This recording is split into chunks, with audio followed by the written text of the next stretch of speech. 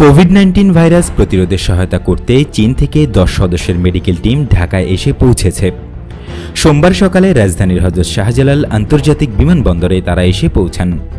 পররাষ্ট্রমন্ত্রী একে আব্দুল মোমেন ও চীনের রাষ্ট্রদূত লি জিমিং তাদের স্বাগত জানান।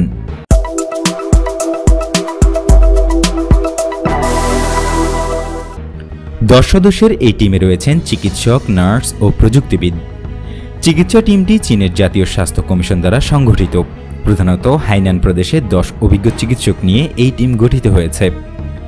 বাংলাদেশে তারা 2 সপ্তাহ থাকবেন, রোগীদের দেখবেন এবং মনোনীত হাসপাতাল, কোয়ারেন্টাইন সেন্টার এবং পরীক্ষার সাইটগুলোতে কাজ করবেন।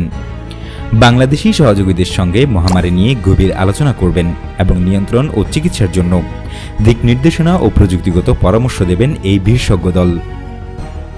চীনা দূতাবাস জানিয়েছে, কোভিড-19 মহামারীর বিরুদ্ধে বাংলাদেশের লড়াই আরও জোরদারে চীনের রাষ্ট্রপতি শি জিনপিং 20 মে প্রধানমন্ত্রী শেখ হাসিনার সঙ্গে ফোনালাপ করেন।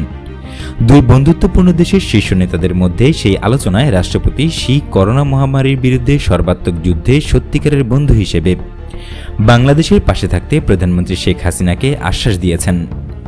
চীনের পক্ষ থেকে বেশ কয়েকটি সহযোগিতামূলক পদক্ষেপ নেওয়া হয়েছে এবং এর বেশিরভাগই ইতিমধ্যে এখানে প্রকোপ শুরু হওয়ার পর থেকেই বাংলাদেশে কার্যকর হয়েছে।